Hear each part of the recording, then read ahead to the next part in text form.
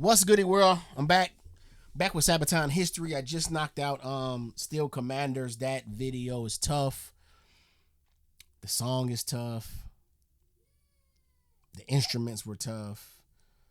The whole concept behind the videos, the graphics, it was tough. So here we are with the history. Tanks and Panzer. They mentioned some of the tanks in the lyrics, I believe. Yes. And this is episode 106. What you got for me, Indy? You know, pal, a tank is a mighty weapon, but in many ways, it's only as strong as the man who commands it. Damn, you know what? It just dawned on me. All he was doing was just jumping from like tank to tank. So he was still commanding back then as a knight, and he's still commanding in the tanks. Come on now.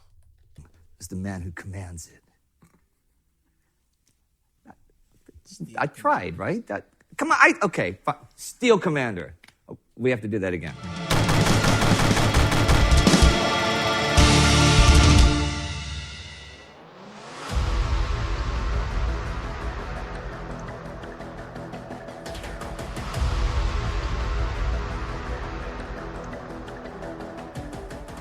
Amiens, August 8, 1918, the Black Day of the German Army.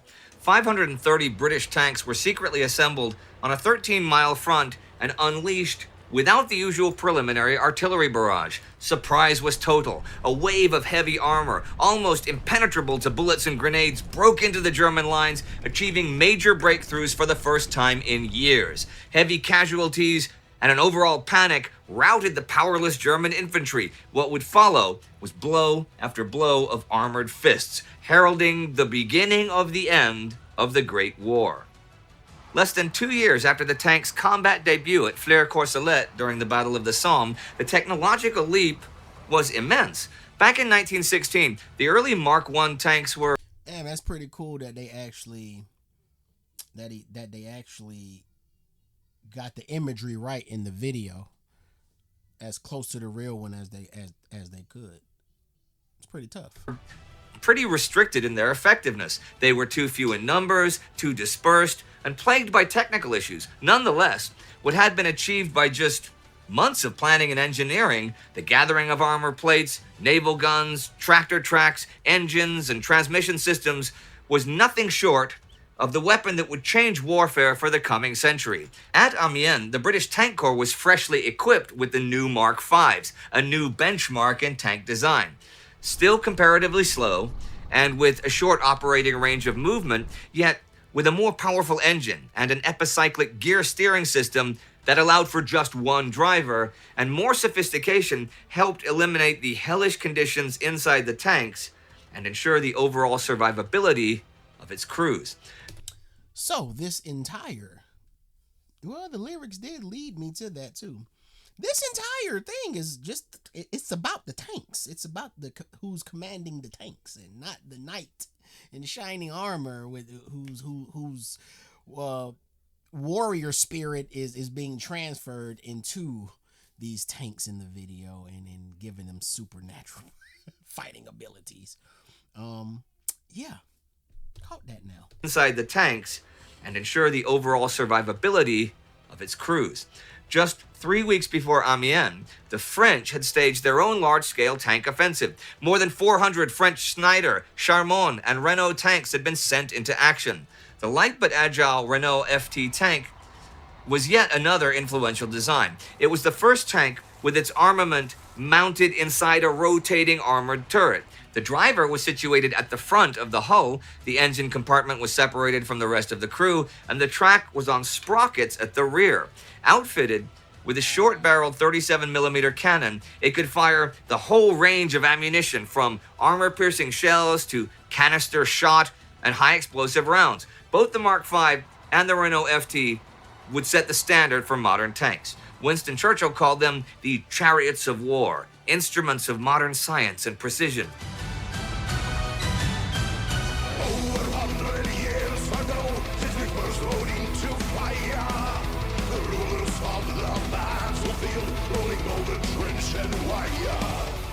The armistice at the end of the Great War hit the brakes for tank production and new tank designs. Plans had already been made for a huge offensive in 1919, though, calling for thousands of tanks to be unleashed at once all over the Western Front. Yet what followed in the interwar years was not just a drastic reduction of the existing tank force, but also a big slowdown of innovation. The Anglo-American-French cooperation that was to produce more than 1,200 new heavy tanks was scrapped, and funding for new prototypes and experiments was withdrawn.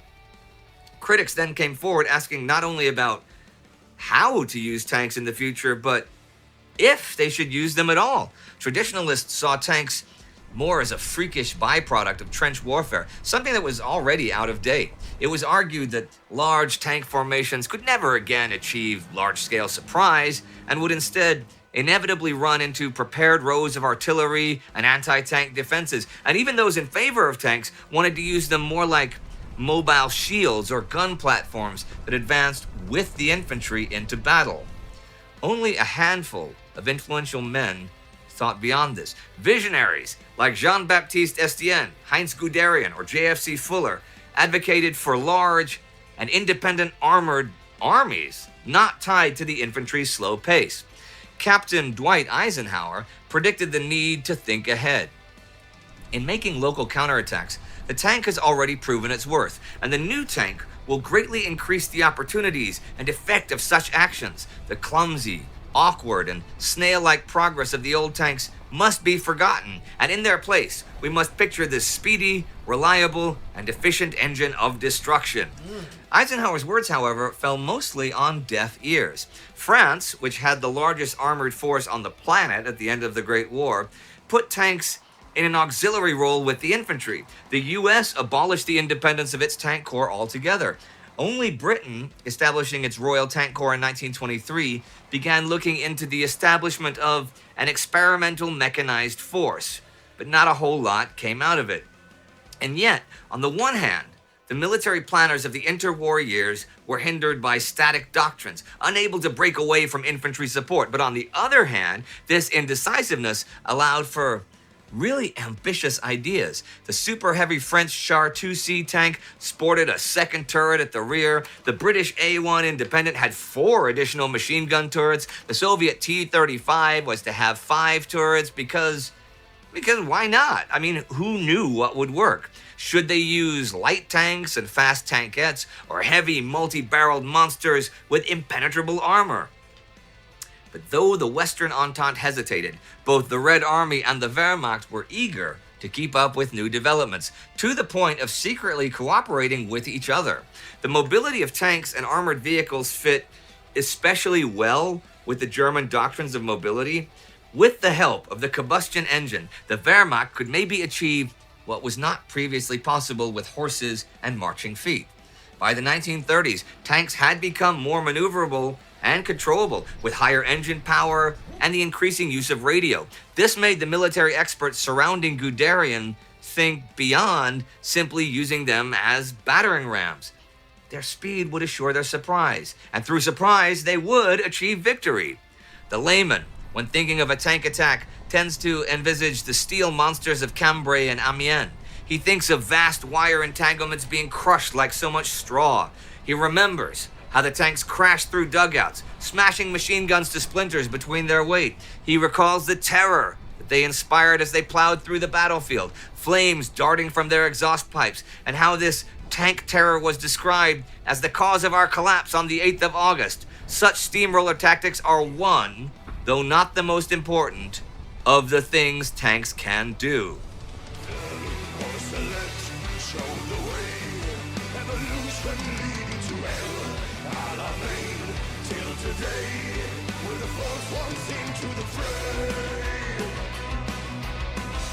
Good detail in the lyrics. German advance into Poland in September 1939 was spearheaded by over 2,600 tanks.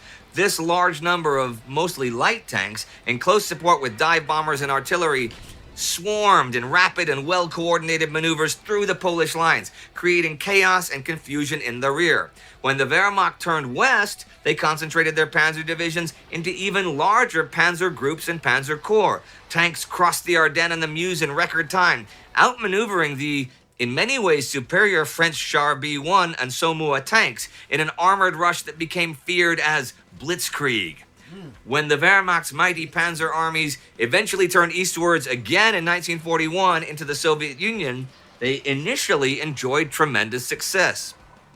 It was still pretty much the same force that had been fielded against France, and it caught the Red Army by surprise, outmaneuvering and encircling millions of troops. The Soviet Union's tank force had been caught in transition, right?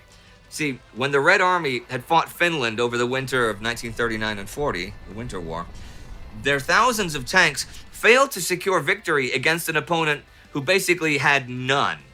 A large portion of their T-26 and T-28s were destroyed by effective Finnish anti-tank tactics. With the German Panzer Corps wreaking havoc in the west, Joseph Stalin wanted the Red Army to be equipped with an equally large tank force. But this decision came too late. However, to the Wehrmacht's surprise, they encountered a bunch of superior tanks. The Soviet T-34 was an excellent, if crude, tank at the time. The heavy KV-1 was immune to nearly all German anti-tank guns, as was the KV-2 with its 152mm howitzer.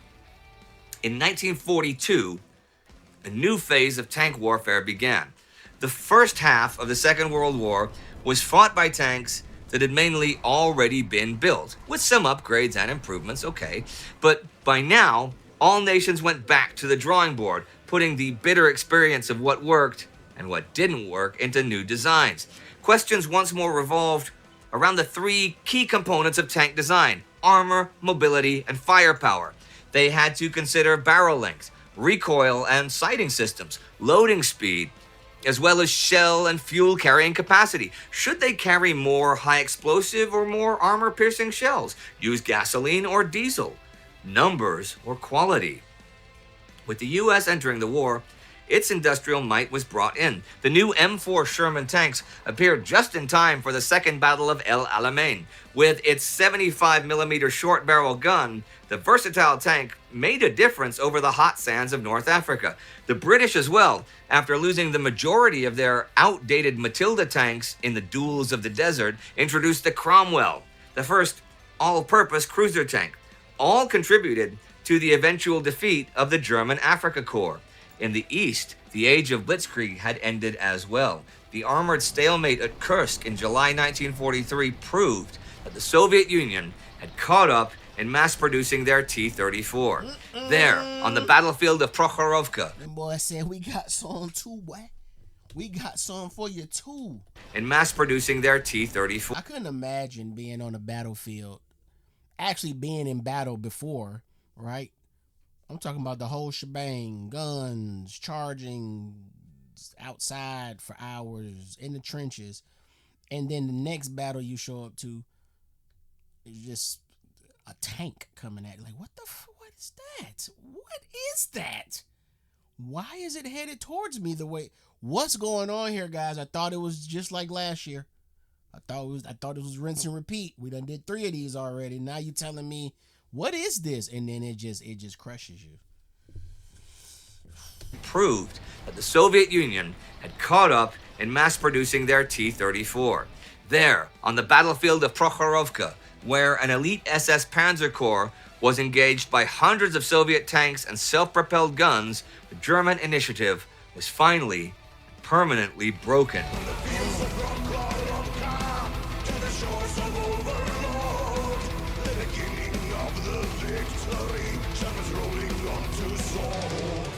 Increasingly, the tank war became one of attrition, a war which the Wehrmacht could not hope to win. Trying to stem the tide, they upgraded their arsenal as well. Their new Tiger and Panther tanks could fire powerful shells from high-performance barrels, penetrating thick armor over long distances. But despite the Tiger's excellent optics and armor, they were technically flawed, with unreliable transmissions and underpowered engines. And worst of all, they were expensive. A tank like the well-rounded but simplistic Russian T-34 could be produced en masse, and the American Sherman tank was cheaper by the dozen. Facing the Allied invasion in Normandy in June 1944 and the Red Army's unstoppable advance in the east, the Wehrmacht was not that far away from another Black Day. And what would follow was blow after blow of armored fists, heralding the beginning of the end of the Second World War. The War of Tanks was decided where it began, with the blueprints and designers and manufacturers. From the first engagement at the Somme in 1916 to the great armored battles at the gates of Berlin in 1945, tank design had taken a huge leap forward. In 1939, no one really knew what a future tank war would look like, and many expected it just to be Great War II trench war boogaloo. And so when the Second World War began, the nations fielded a variety of tank designs, a mix of light, medium, and heavy tanks with often conflicting doctrines. By the end of the Second World War, however, the Soviet IS-2, the German Panther, the American Pershing, and the British Comet all shared a similar design. Their silhouettes were low, their tracks wide, and their armor sloped. Turrets were cast and were equipped with long, high-velocity barrels. Would the fundamental design change as the Cold War began? What was the post-World War II future of the tank? Well, perhaps one day we'll answer those questions right here.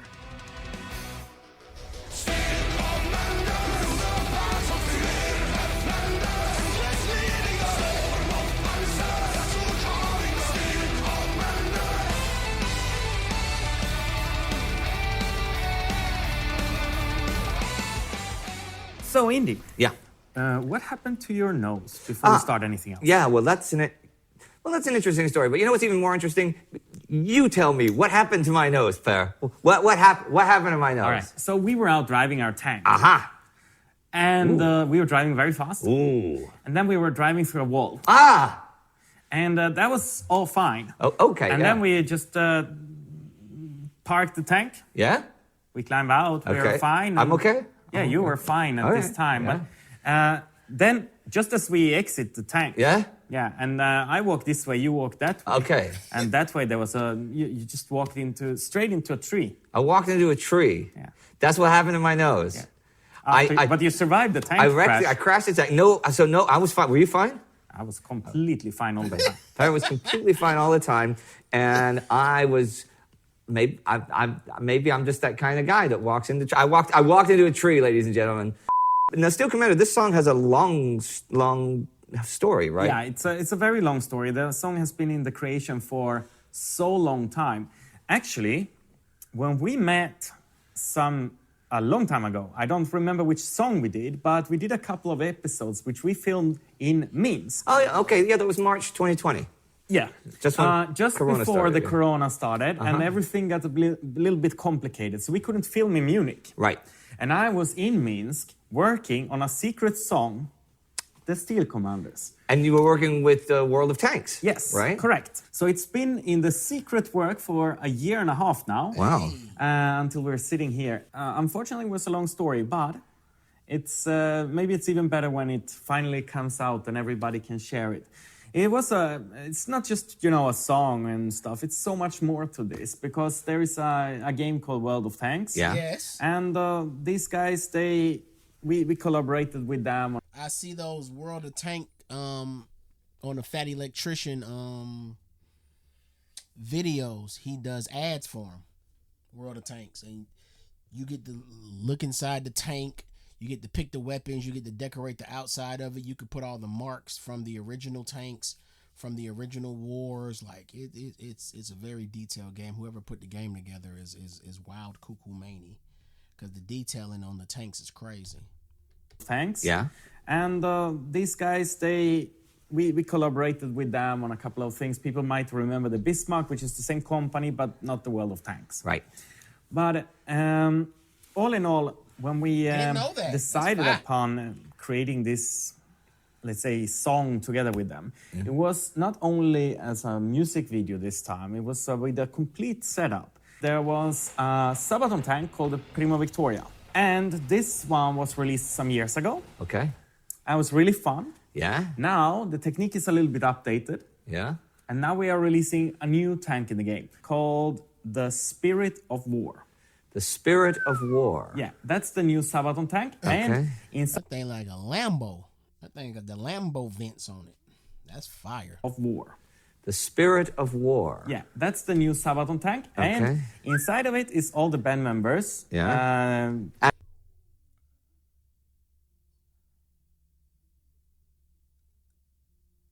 That's hard. That's hard. Wait, are these their real? Wait, Joachim Broden, Hans Van Dahl, Chris Royland, Par Sundstrom, Tommy Johan. They are real, like hero names. Like these are like real, like video game, like these they names? These they last names, y'all? the new Sabaton tank. They And ain't that damn cool. Y'all ain't that damn cool. inside of it is all the band members. Yeah. Animated Animated as crew members. Yeah? So we have our own tank again inside of the game. And for the animation, did they have voices? Did you guys do voices Yeah, yeah. for it? Yeah. So, but do they all sound like you, or is it like in 70s anime where there'd be like the dumb guy and there'd be like one of you guys has to be the dumb No. guy? We can listen to a few of them. Okay. Steel Commanders, let's battle. Bring the heat. Got him! That was easy. Oh, this is awesome. Yeah. I want to be one of the tank guys. Damn it. Okay. And you can play as the Sabaton band members in there. That's really cool. Yep. Now, I'd never been to Minsk before we went to Minsk there. And you told me, you said, man, you're going to love Minsk. Yeah. And, all I knew about it was, a fair about the government, which is not going to thrill you, But you were right. Minsk was, what an amazing, amazing place, man. Yeah. Maybe someday we can come back. I would love to go back there. And it was very cool. The World of Tanks, actually, because we didn't know where we were going to film. I think we did 5 episodes, something like that. We did something like that. But World of Tanks gave us free. Now let's use their studio for free to do that and stuff, which was very cool. So thanks, World of Tanks. That rhymed, hey? Oh, I should just ended it there. Tanks, World of Tanks. Tanks, but no tanks. But tanks, but it's no tanks, not like no thanks, but it's tanks. Do we have anything else to say about Steel Commander? You got to say it really tough. It's just all about tanks. That's what it is. Even if you're in conversation, when you get to the word Steel Commander, you have to say it like that. That's very important. Right. Because otherwise you don't. You see what I mean? You don't. The video definitely makes you say it like that. The way they were performing was very Steel Commanders. And then you just go back to talking normal. Exactly at this tone. But anytime you have to say Steel Commanders, you have to say it like Steel Commanders. That's just what the video calls for. I'm sorry. Give it the emphasis. Oh, this is Jason, and this is Tony, and this is Steel Commander. This is Rick, and they're going to be swimming with us today. Swimming? Where did that come from? I don't know. Okay, well, take it away, Steel Commander, perfect. and we will see you next time On the Sabaton History Channel.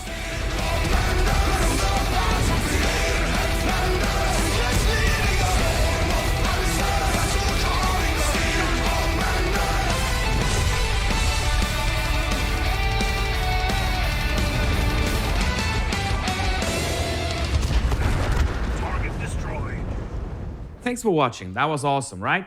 So please subscribe to our channel and click that little bell so you get notifications. What's up, son? You want some chicken? Give me a second. Next time we release another episode of Sabaton History Channel.